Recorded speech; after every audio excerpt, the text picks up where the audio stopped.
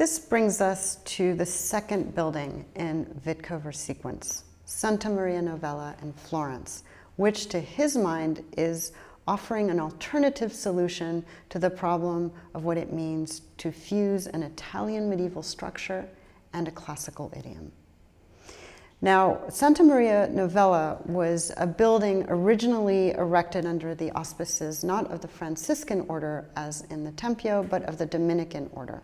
It was completed around 1360, and the commission came to Alberti a century later from a rich Florentine textile merchant by the name of Giovanni Rucellai.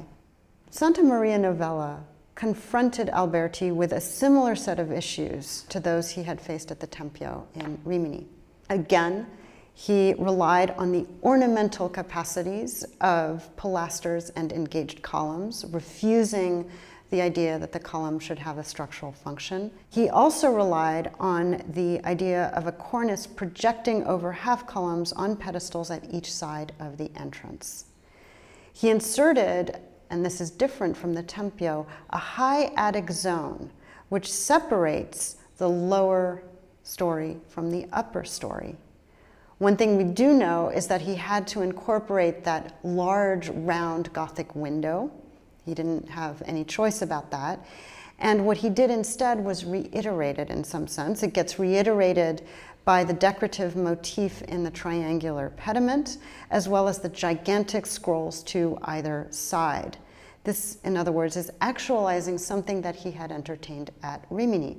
Now, one of the things that's striking about Santa Maria Novella is that despite its classical forms, we see columns, we see elaborate capitals, it is a church that maintains Tuscan formal traditions. You have multicolored marble incrustations, you have pointed arches, you have even the ornament of the capitals and the scrolls, which all have Florentine prototypes.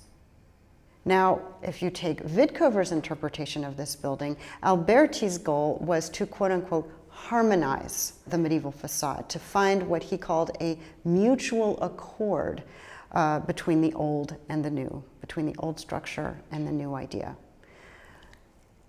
It's important here also to underscore that Alberti was even more limited than he had been at the Tempio. Not only could he not make an envelope for the entire building, he was really only looking at the facade, but he had to incorporate aspects of the facade that were standing. The aforementioned window, the side entrances under pointed arches, which is as far removed from a classical idiom as you could imagine, the high blind arcades in which the arches are simply part of the wall. He also carried over the original color scheme of the marble incrustation, white panels with green bands, into his own additions. One thing we might want to do is to pay attention to what might be called the kind of civic or patriotic historicism of the facade's stylistic aspect. The pillars at Santa Maria Novella actually refer back to the corners of the 11th century baptistry, which had similar horizontal incrustations. And you might also want to turn to the Romanesque church of San Miniato al Monte, begun in the early 11th century. Its facade is from the 12th century. It's clear that Alberti seems to have been looking at that source as he developed the idea of a two-story disposition for the facade with a pedimented upper level for screening the nave. In this sense, Alberti's design for the facade of Santa Maria Novella is deeply traditional. It's local, it's historiated, and it is patriotically Florentine. This more vernacular aspect is completely uninteresting to Witkover. He's not interested in recovering those sources, in talking about the local and patriotic aspects of the commission. He wants to see something else at work. And this is what he reveals by means, of course, of his diagrams. Now, his argument is that by focusing on the noticeably high attic, separating the lowered register from the upper register, we can see how Alberti actually, quote, overcame, and this is Witkover, some of the difficulties which had remained unresolved in Rimini, end of quote.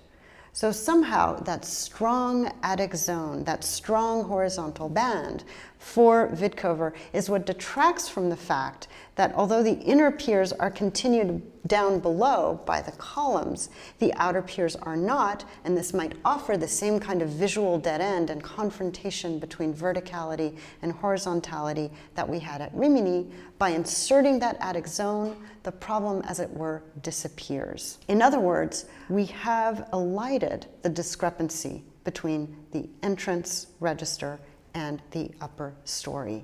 And what could have been a pastiche effect becomes patently obvious to what Witkover calls the quote-unquote classical eye.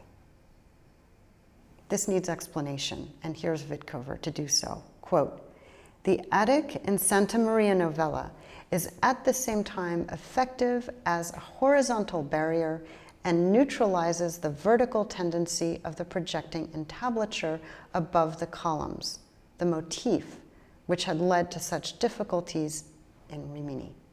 In other words, Witkover sees Alberti as able to offer here at Santa Maria Novella the colossal columns as an ornamental vehicle without the kind of confusion that he ran into at the Tempio. In other words, Santa Maria Novella solves the problem of the Tempio. After focusing on the attic, Witkover focuses on the complexities of the entrance, framed by those two colossal green columns. Now, like the Tempio in Rimini, you have two pilasters carrying up to an arch, but there's no pediment over the door, as there was at the Tempio. And what instead asserts itself as a much deeper space that lets a highly decorative, ornate entablature course its way back into the recesses of the entrance depth. This not only makes the entrance closer to an antique prototype, in fact, the Pantheon in Rome, but more to the point, and this is again Witkover's language, it makes the composition quote-unquote tighter somehow, as opposed to vague and floating and surface-oriented in Rimini. This is very noticeable in Witkover's language, this kind of seeking out of compactness, of legibility, of coherence in this second example, as opposed to Rimini. It's a way to describe in language the kind of developmental terms of Alberti's quest to apply a classical idiom to the facade and seek out tightness and unity in the end result. The other advantage of turning to Santa Maria Novella after Rimini is that it imposes an immaculate chronology. It says that somehow the Tempio in Rimini, you'll remember that the commission dates from about 1450 to 1454, is followed then by Santa Maria Novella, which unfolded as a commission between 1456 and about 1470. Witkover is allowed to conclude along these lines. Quote, "The entrance to the Tempio is only the first step leading to the fully developed classical composition displayed in that of Santa Maria Novella."